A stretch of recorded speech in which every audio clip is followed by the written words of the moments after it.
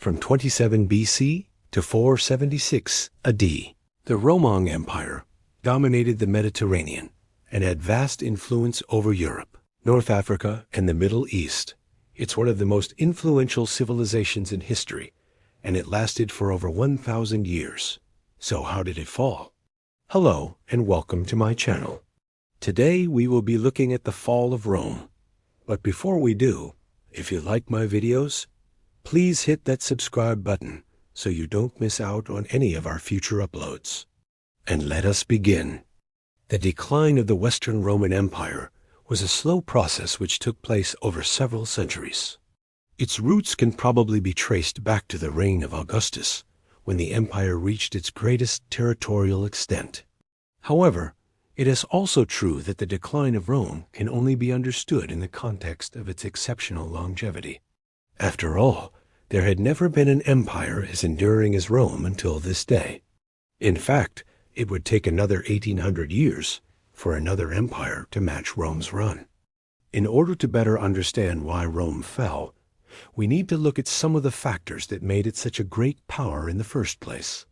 The Romans had a highly centralized government, which allowed them to effectively rule over such a large area. They also had a standing army that was the envy of the ancient world. Rome's legions were well trained and disciplined, and they were equipped with some of the best weapons and armor of the time. These factors, among others, enabled Rome to expand and to maintain its dominance throughout the Mediterranean. Rome's strength was also its weakness. The constant pressure of keeping the border secure led to a massive military expenditure. The army was expensive to maintain, and its size required a huge pool of manpower.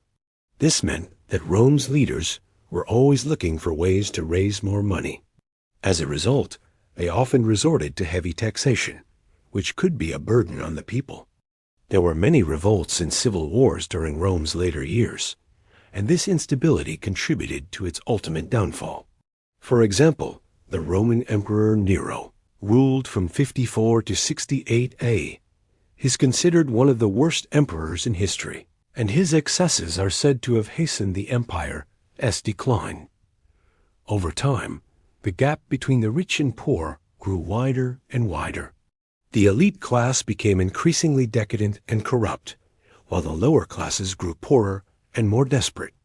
Eventually, the gap became so wide that it could not be bridged, and the empire collapsed into chaos. In addition to internal problems, Rome also had to contend with external threats. In the 3rd century AD, the empire was invaded by Germanic and other barbarian tribes. These tribes were able to make deep incursions into Roman territory, and they sacked many of Rome's most important cities. The Roman army was unable to stop the barbarians, and so the empire was forced to pay them off in order to buy their loyalty. However, this only made things worse, because the money that Rome paid to the barbarians simply made them richer and stronger. In the meantime, Christianity was becoming more and more popular in the Roman Empire. Christianity was seen as a threat by the Roman authorities because it undermined the traditional Roman religion. As a result, Christians were often persecuted. However, this persecution only made Christianity more popular because it made martyrs of many Christians. Eventually, Christianity became the official religion of Rome in 388. Some historians argue that this was a major factor in the decline of Rome because it diverted the empire's attention away from worldly matters and towards spiritual ones. In the 5th century AD, the Western Roman Empire was finally overrun by the Goths. The last Western Roman emperor was Romulus Augustulus, and he was deposed in 476 AD. The Western Roman Empire had fallen. However, it is important to remember that the Eastern Roman Empire, also known as the Byzantine Empire, continued to survive for another 1,000 years.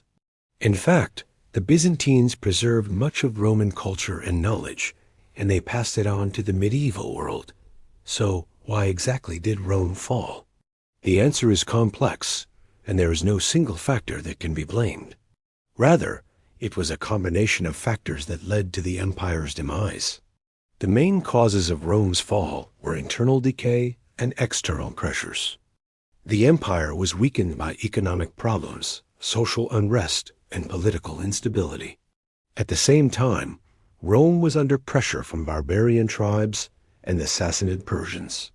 Ultimately, these external threats proved to be too much for Rome to handle, and the empire collapsed. There are many theories about why Rome fell, but ultimately it doesn't matter why. What matters is that it did. Rome's fall marked the end of the ancient world and the beginning of the Middle Ages. It was a time of great upheaval and change, and it had a profound impact on the course of history. So even though there may be multiple reasons as to why Rome fell, it is universally accepted that it did, in fact, fall.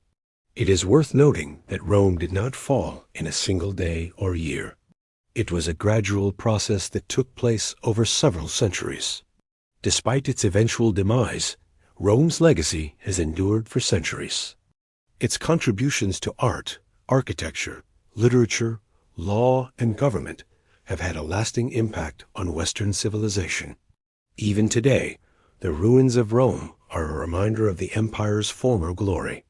One of the most well-known theories about the fall of Rome is Edward Gibbon's theory, which was put forward in his book, The History of the Decline and Fall of the Roman Empire. Gibbon argued that Christianity was the main cause of Rome's fall. He claimed that Christianity was a religion that was too pacifistic for a warlike society like Rome, and that it diverted the empire's attention away from worldly matters and towards spiritual ones. However, this theory is widely rejected by historians today. Another popular theory is that overpopulation caused Rome to fall. This theory is based on the idea that as Rome grew in size, it became difficult to defend its borders and feed its citizens. Proponents of this theory argue that the population growth led to economic problems and social unrest, which ultimately caused the empire to collapse. However, there is no evidence to support this theory. In fact, Rome's population actually declined in the centuries before its fall. A third theory is that climate change caused Rome to fall. This theory is based on the idea that the Earth experienced a period of global cooling around the year 3000, which caused food shortages and economic problems. Proponents of this theory argue that these problems led to the decline of Rome. However, there is no evidence to support this theory either. In reality, the fall of Rome was caused by a combination of factors. Rome was a victim of its own success. Its military conquests had given it control over a vast empire that was too large to effectively govern. Its economy was struggling under the weight of its own decadence, and its social problems were growing worse every day. At the same time, Rome was facing external threats from barbarian tribes and the Sasanian Persians. Ultimately, these pressures proved to be too much for Rome to handle, and the empire collapsed. When Rome fell, it marked the end of an era. The ancient world was over, and the Middle Ages had begun. But Rome's legacy lived on in the art, architecture, literature, and government of Western civilization. Even today, the ruins of Rome are a reminder of the empire's former glory. We hope you enjoyed learning about the fall of the Roman Empire.